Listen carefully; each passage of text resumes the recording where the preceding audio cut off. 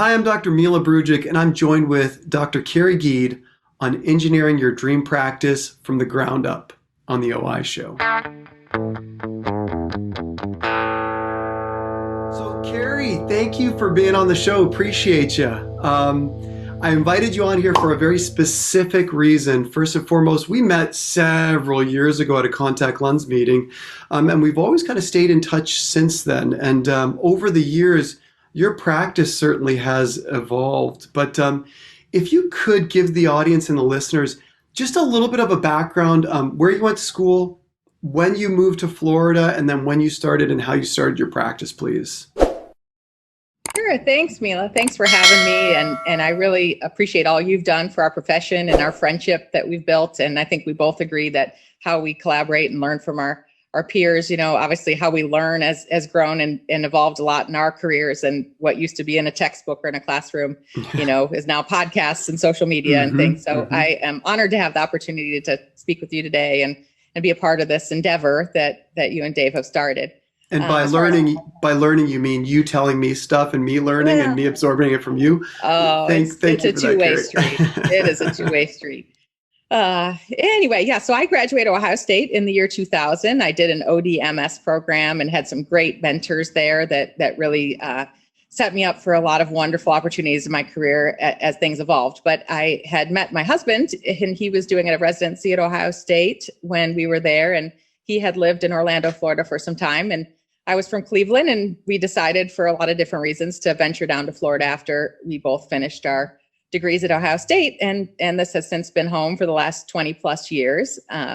I founded a practice with another female partner. My husband has a separate private practice in town. And so we've never worked together in practice, even though we're both optometrists. But I started a practice in 2003 after a short run working as an employed OD for another private practice and some other options and opportunities that I pursued early in my career as a Florida transplant.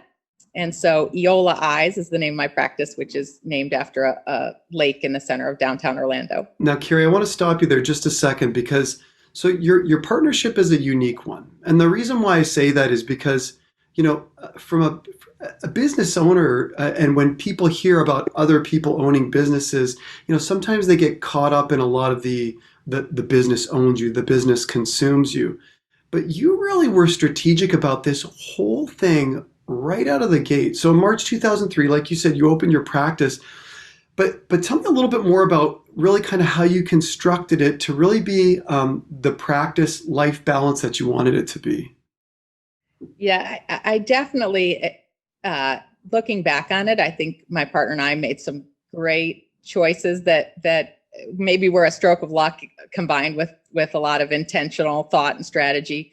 But yeah, we really came together. We actually had met each other down here. She went to a different optometry school, and we decided early on when we met and decided to start a practice together that, we were passionate about the same things, about high quality patient care and the patient experience we wanted to provide, and really felt like we were very aligned in our goals for practice, but also just as importantly, aligned in our career goals, which were to, have a career that allowed us to also have a family and attend to them and even pursue other options within the field professionally. My experience at Ohio State and some of the things that evolved from that were options to do research and consulting and things. So really to really develop a practice and life balance, we were intentional about that from the beginning, that we were going to be essentially at the time a one full-time equivalent practice that we split. And that allowed us to divide and conquer a lot of the administrative duties, the financial risks and burden, as well as the patient care and all of that So I think it's, and Kerry, I have to stop you, just pause you for a second, because in particular for practitioners that are maybe interested in going into practice ownership, may have some concerns. I think you brought up a few kind of really, really interesting things. One, right off the get-go, you're partnering with somebody. So you're sharing a lot of that risk, but you also are both very aligned. You're both sharing what sounds like to be a full-time practice or practitioner's schedule. So you're both saying, hey, I'm going to devote 2.5 days a week to patient care.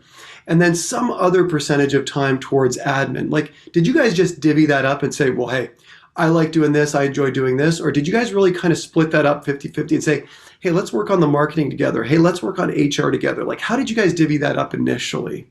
Yeah, I think it was a combination of things. I think, you realize certain strengths and things you have an affinity for, or a knack for, that you might not have even been able to divvy up on paper before you did it. I mean, I think especially in, you and I, when we went to school, there was some practice management training, but nothing really prepares you for being a business owner and an HR manager and, sometimes a plumber and a janitor and everything else that goes into that. So, we did things that I think on the financial side allowed for some checks and balances. I paid the bills when she'd reconcile the checkbook, or, just different things like that, where we both were able to keep a pulse on the business, and not that there were ever any trust issues, because we really have not had any of that, but it just allowed us to kind of check each other in a positive way, to make sure nothing was getting out of line or out of turn. To this day, one of us does payroll, one of us does, other things. And we definitely divide and conquer, not to duplicate efforts. 20 years together, it really is a marriage. And you have your good days and your bad days, and the days that you just, it all goes smoothly, and the days it doesn't. And you just keep in mind that you're all after the same goal. You're all on the same team. We're all working towards the same, mission, and that's to serve our patients and our team members and our colleagues in practice. So, if you kind of keep your eye on the prize like that, it kind of has fallen into place, and we've been really fortunate how it's worked out for us. And Kerry, too, it's so interesting. You talk about learning things in school as well, too. I think the schools do as best of a job as they can, right? Like, they're trying to teach the business side of it, but it's just like everything, They taught us how to refract in optometry school as well, too. But until you get into the clinics and really start kind of spinning the dials and asking the patients and hearing how they answer those questions, it's difficult to really get a feel for that. And I think it's the same thing with the business side.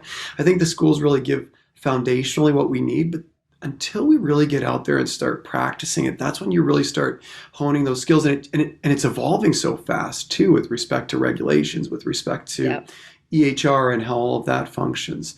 So, Kerry, for the group, and again, this is such an awesome conversation. I love how you started. I love how you guys said, this is our goal. This is what we both want. We want a full-time equivalent doc.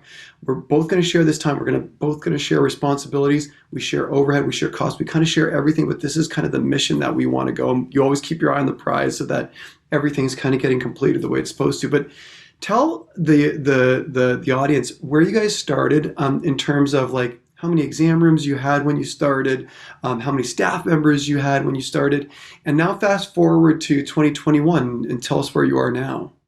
Sure.